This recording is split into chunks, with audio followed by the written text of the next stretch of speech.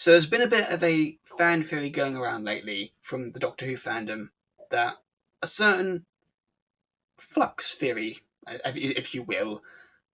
You know what? I was trying to think of a way to make this a more smart way of introducing it, but screw it. So basically, this fan theory's been going around lately ever since we got a bit more content from Series 13.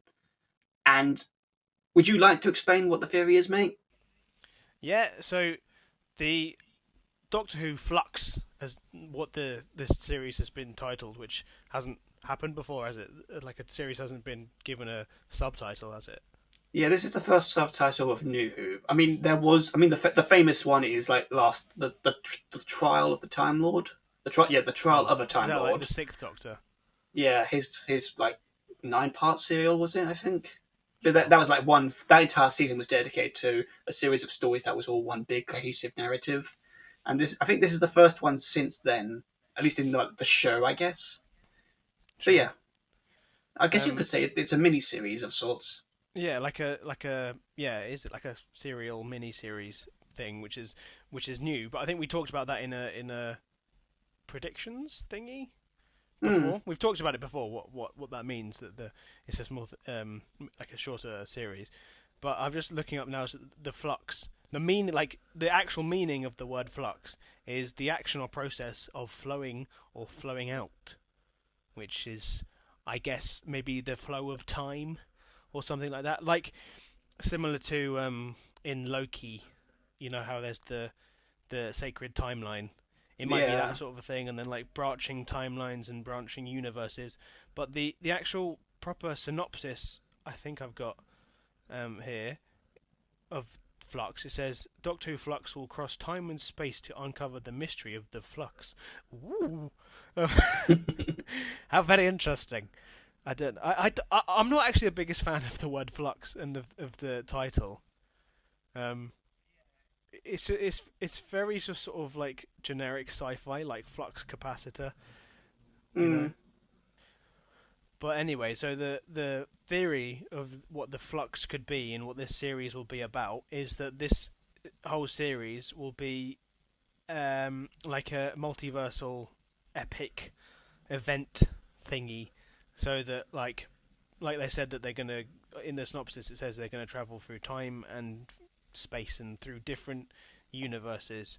So maybe it means there's going to be lots of different parallel universes colliding or something. There's going to be probably like one big explosiony event thing that happens that makes all the universes collide and collapse into each other. And like I think probably the end of the series, like, or the point of the series will be trying to fix the universe and mend the flux. But one of the like subtitles for this series is what is the flux? So that's odd. I think that they're like, what could the flux mean?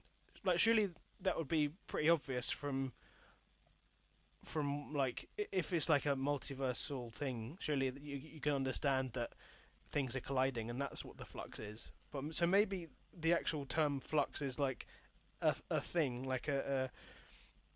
um like an entity or something that makes all that eats realities or something like that. What do you reckon? I think that's an interesting concept, and I mean, we talked about this long ago. I think during before Jodie's second season happened, where we thought it'd be cool to explore the idea of the Doctor facing off against a universal entity or something, like an entity that was greater than a physical threat.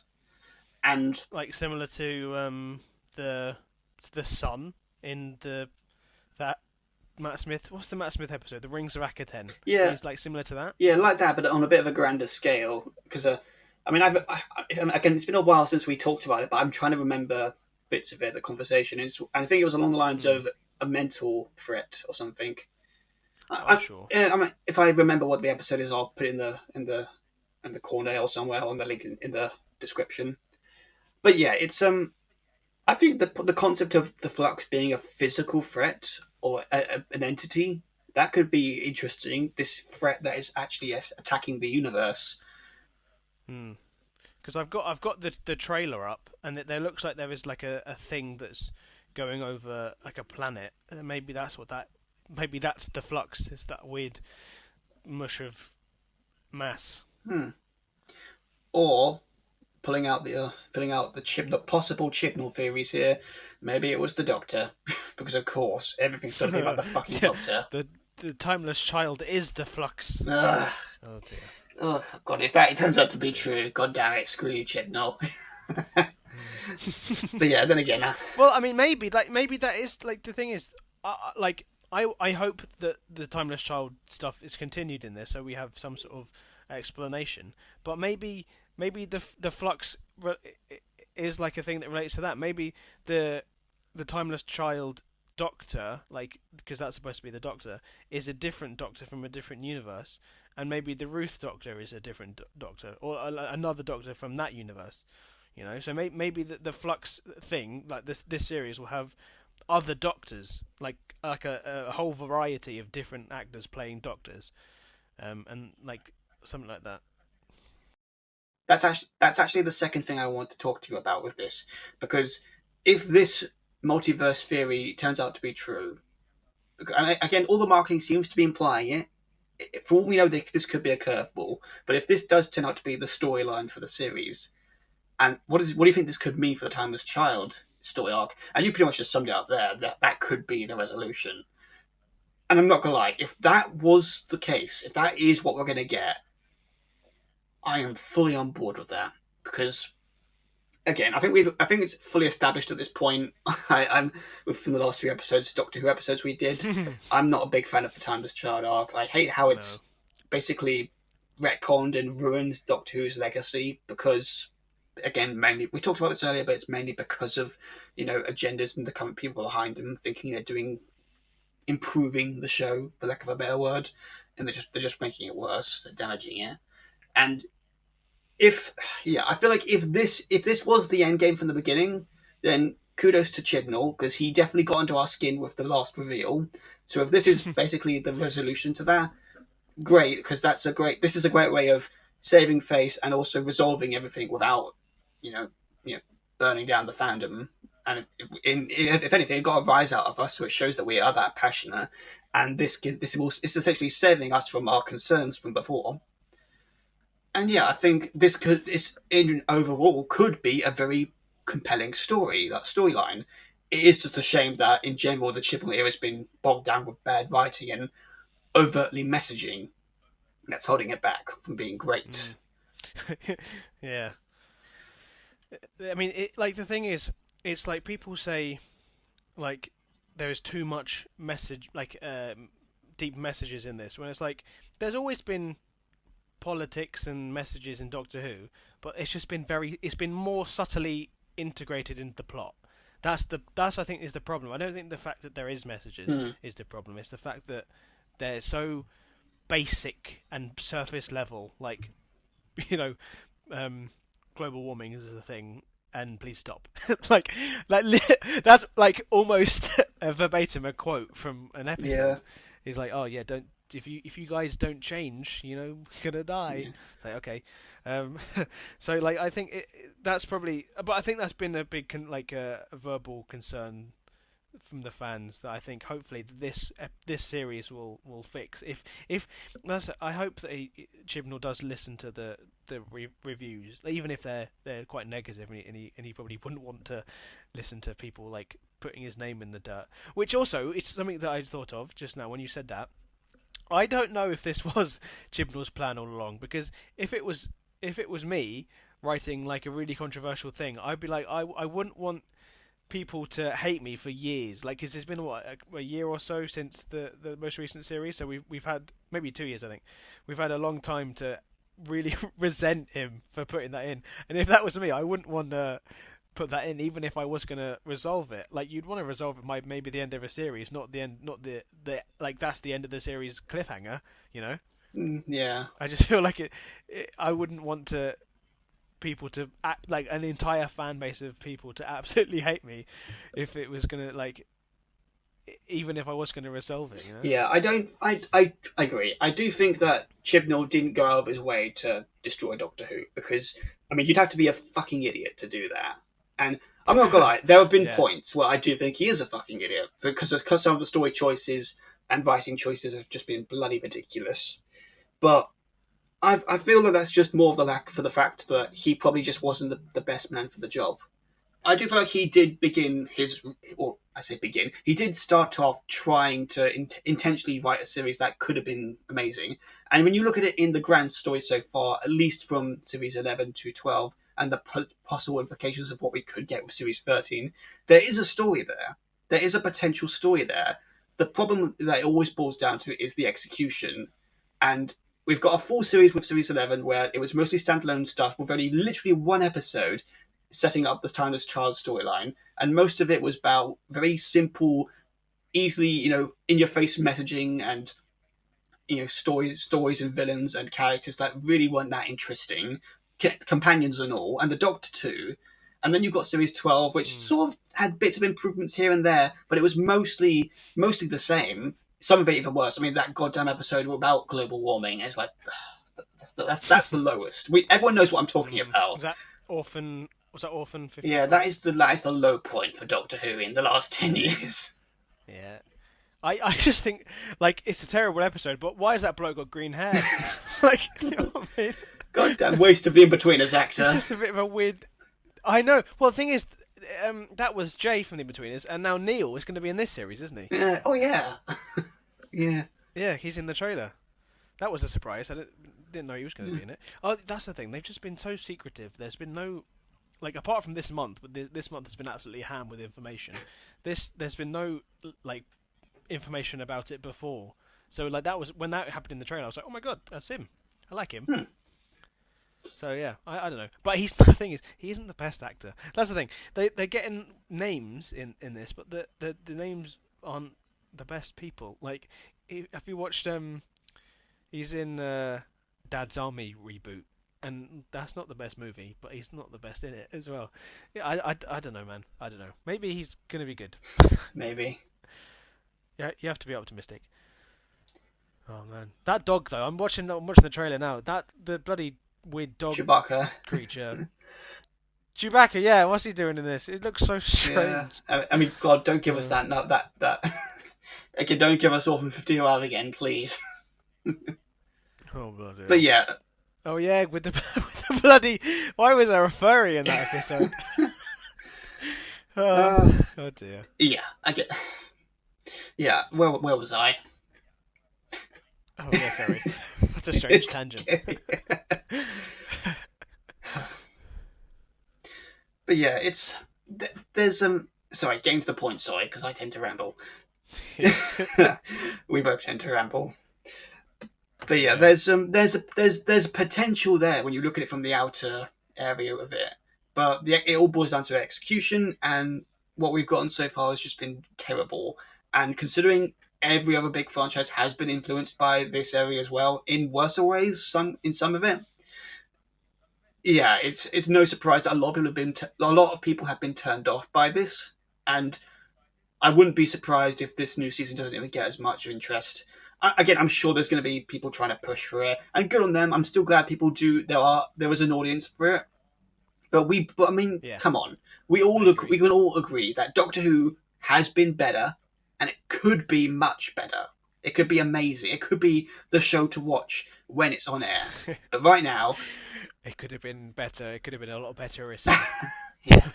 Yeah. God damn it, Chibnall's regretting that now. I bet.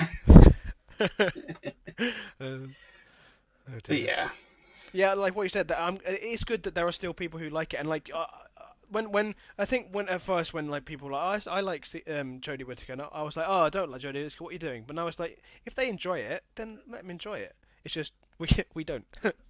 When the majority voice their dislike and they don't do anything about it, no wonder people walk away, and next thing you know, you've got the show being cancelled, or in this case, possibly even being completely let go. I mean, I'm not going to speak about any current rumours about the implications of Chibnall possibly being fired, because I mean, I'm sure there are other YouTubers in Doctor Who that in the Doctor Who fandom that you can look into that can give you a bit more context. But I mean, let's just say this: Chibnall said for years he had a 5-year plan, and he's only done 3 seasons technically, and technically 4 specials. Well, actually, I was looking into that 5-year plan in quotations, It wasn't actually him that said Oh, was that. it? It was he didn't actually say that. It was I think it was someone who had worked with him before, but isn't related to Doctor Who at all. That's what they said, but that was only like a speculation from that person he worked with. So he never actually said that. So maybe it's true, but maybe it isn't. But I don't think it is actually. Mm. But yeah, it does seem a bit odd that he's only doing these two. I don't count it as 3 series. I think it's like 2.5 series basically. Honestly, yeah. I mean, I guess it's because it's 2.5 and then some specials, which I guess is similar to what Russell T Davis did, isn't it? Yeah. 4 seasons and a couple. Yeah. Of So he's not really doing. He's not exactly doing good by repeating the trends of the past that were actually better than him. Well, that's the thing. He does do that a lot, and he just does it worse. Like for instance, like this is a very niche part is in the Fugitive of the Jadoon. He redoes the Jadoon, like meeting people and like getting their language and assimilating the language and doing all that. He did the same thing they did in Smith and Jones, just a bit worse.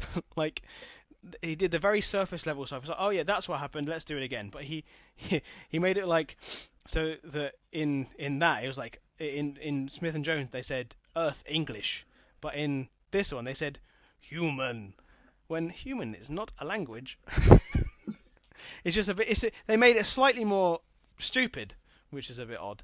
And like, I'm taking all this from JXE's 5 hour long video because I've studied that video a lot. But he has a lot of good points in it, and like he's right. I think that Chibnall just does things the same but worse. Yeah. But yeah, I guess sort of pulling back to again the main point. Again, sorry people, we tend to go on with these things, but hey, Oh yeah, that's grey out for you. We're very loose on just having fun with conversations. We're a hoot. Get it? Okay. Please shush, Harry. Stop speaking. Stop making me laugh.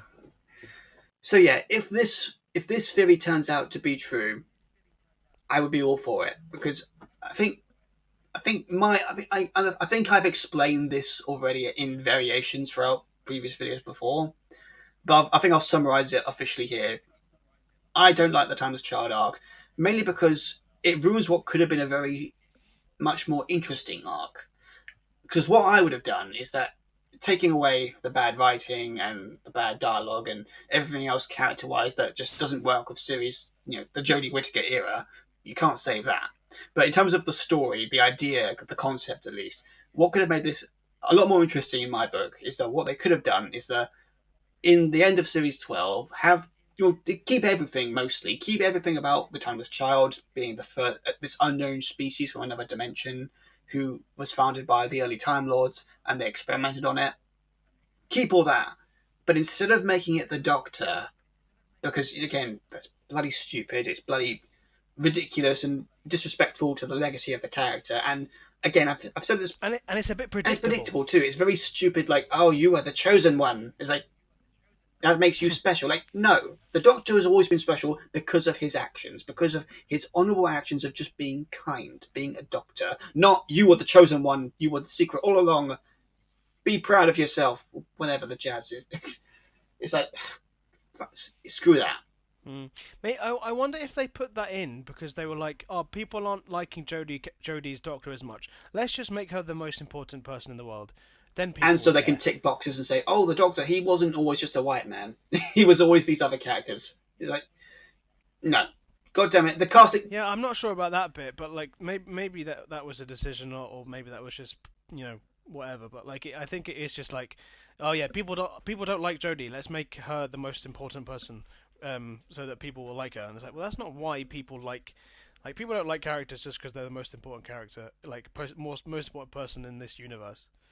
Lots of people don't like religion, and that's about a bloke who's supposed to be the most important person ever. Yeah, that's a weird comparison, but I guess it's a comparison. Yeah, latter one feels more like a studio thing than I guess an intent. But again, you never know. Again, considering how Hollywood's been lately these last few years, it wouldn't surprise me if all of these factors were the reasoning why they did this choice for the storyline. But I just do think that at the end of the day, it was really unnecessary because it just hurts the character of the Doctor and the lore of the story and everything else about the show. So what I would have done is that I would have had the Doctor instead find out from the Master that the Timeless Child was its own being. It was its own character. It wasn't the Doctor. It wasn't anyone we knew from past who or knew who, or nothing that would come into from the future like with a song. It was just its own character who had this dark history with the Time Lords. And what happened after they founded Time Lord Society? No one knows. So you end series 12 with that cliffhanger. The Doctor knows this dark secret about her ancestors, and it's like, shit. What have we done? And what's her mission from now on? Be a doctor. Find this child and help them. And that could have been the arc for Series 13. That could have been an amazing storyline. And again, tapping into, because I'm sure people can go into more depth about this, but again, Hollywood lately has just been like not writing female characters at their strengths. They've just been turning them into men. How cool would that storyline have been? The storyline of, again, considering she's the first female Doctor, the storyline of her trying to become a mother figure to this lonely child who needs someone in their life to help them, to protect them, to nurture them. How cool and a powerful of a story would that have been? And Series 13, could have been a full fun series about the Doctor facing off some old enemies, facing off some new enemies, maybe even facing off some Time Lords Time Lord assassins who were hunting the child as well. That could have been such a very interesting storyline. Yeah, I was going to say it'd be a good way of having the Time Lords being front and center in a series, and like having some more modern Doctor Who have lots of Time Lords in it. Like that's what I got excited about when it was Hellbent and Heaven Sent. When it was like, oh my god, the Time Lords are coming back. That's going to be so cool. And then they were in it for one episode and they weren't very good, and then they weren't in it again. It's like, like if they'd have made the Time Lords be really like a really cool presence, and like Time Lord assassins that's such a cool sentence. Like if that was the case, that would be like a really cool aspect, and like that does play into the Fugitive, where there was this Time Lord Legion regiment. I don't know what the thing was. The Division or something. The Division, yeah, that's the one. Like that could lead into that too. And maybe it will. Maybe it does. Yeah, we'll see, I guess. But concluding this bit, I think that would have been a much more of an interesting storyline, and this could have led on to more storylines branching off into the next era with the Doctor.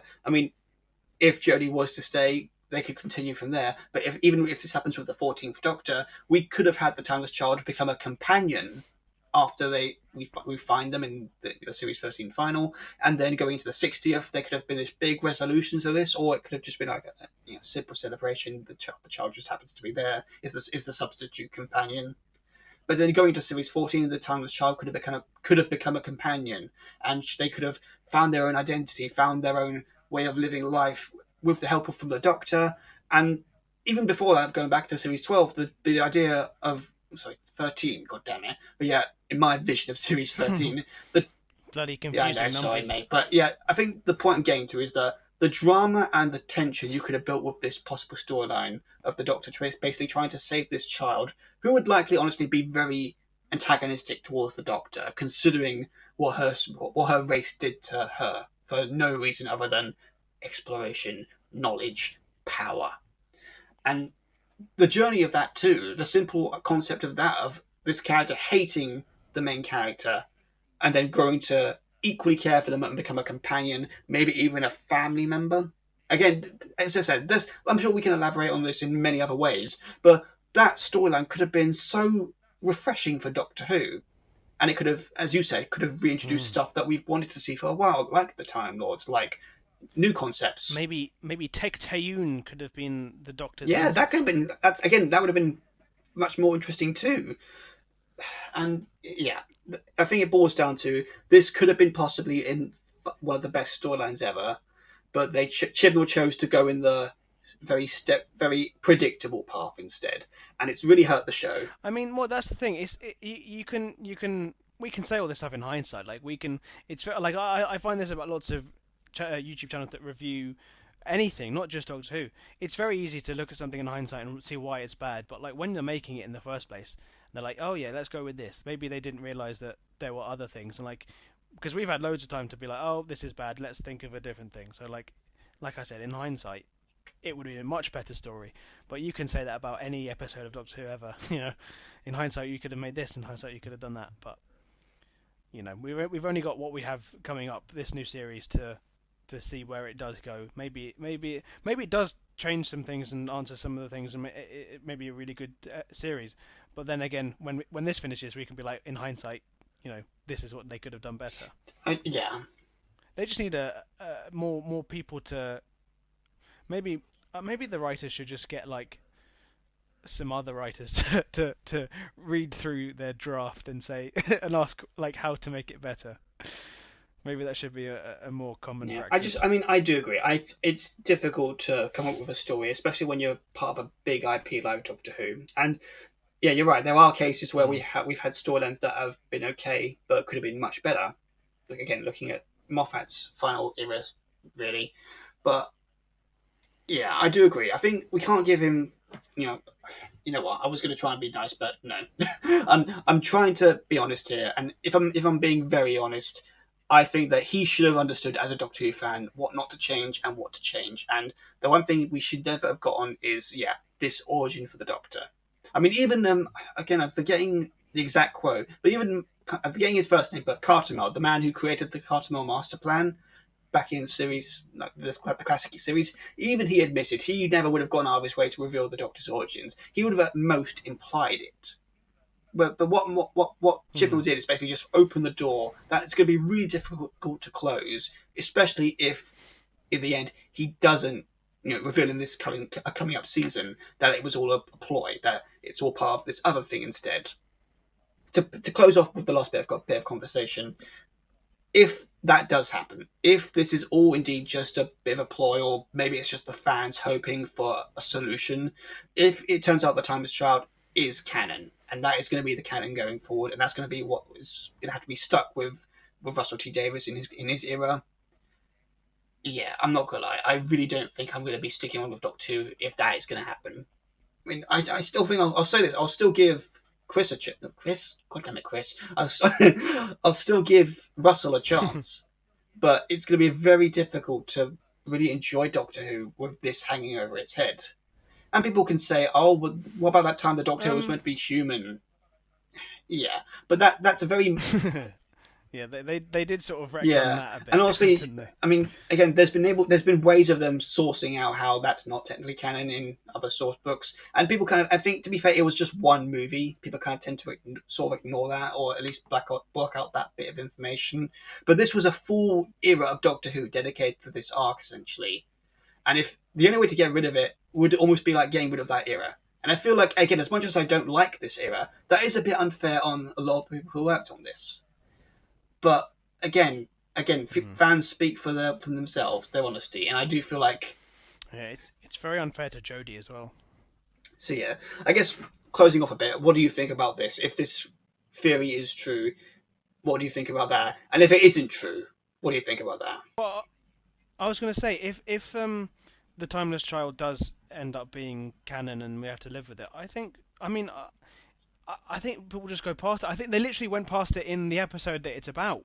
Like, the Doctor was like, or no, in the one after that, the Doctor was like, this is what's happened, and I guess we've got to move on. It didn't affect the Doctor in any way whatsoever, and that's a mistake in the writing in the story. But like, if it doesn't affect the Doctor, what was the point of it? So I think if it is canon, then I think we can just go forward and just try and forget about it and distance ourselves from it. I think if they just don't mention it, I don't think it's going to ruin. It doesn't ruin Doctor Who. We have what we have. Like, we still have all the episodes before, and then they can still make some good episodes to come.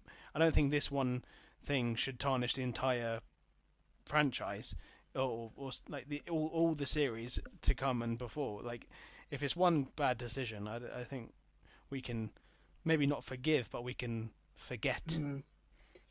Maybe so, but Well, I mean, I can anyway. I think I Maybe can. so, but I do think that yeah, it's the same way of looking at the Star Wars films. I don't consider the sequel trilogy canon. I still got the originals to enjoy, which is true, but I can't deny that yeah, I wanted better. I wanted more from this sequel trilogy, and the same applies here. I wanted to enjoy this era, and again, it's again at this point it's in flux. No pun intended. If this could save it, save the series or not. So yeah, I do think that if it is true that this is all just a red herring and the Timeless Child will remain canon, I think they're really doing a disservice to the series, and this is they're going to be missing a great opportunity here to save essentially the show. But if this is indeed true, and they are in fact going to reveal that the Timeless Child was all along just another version of the Doctor from a multiverse, great, because I think that would be a very again a potential storyline that could be opening doors for so many other possible fun storylines. Again, people, I mean, I think we all agree, Jo Martin was a very good introduction Doctor. She was better than Jodie Whittaker. So the fun, and if she's I not going like to her. be the 14th Doctor, what better way to continue that storyline than reveal that she's actually a Doctor from another universe? What can you do with that? If she's very popular, and considering the main show can still go on and do its own thing, they could easily do like a mini series about this other Doctor from another universe, and they could maybe go in different directions. Thing is, though, I don't think they should. What sorry, I'm go ahead. Go ahead. Just I'm just saying it as finish a that. as a random thought, but it's just like okay, I've lost it now. But essentially, I think. Sorry.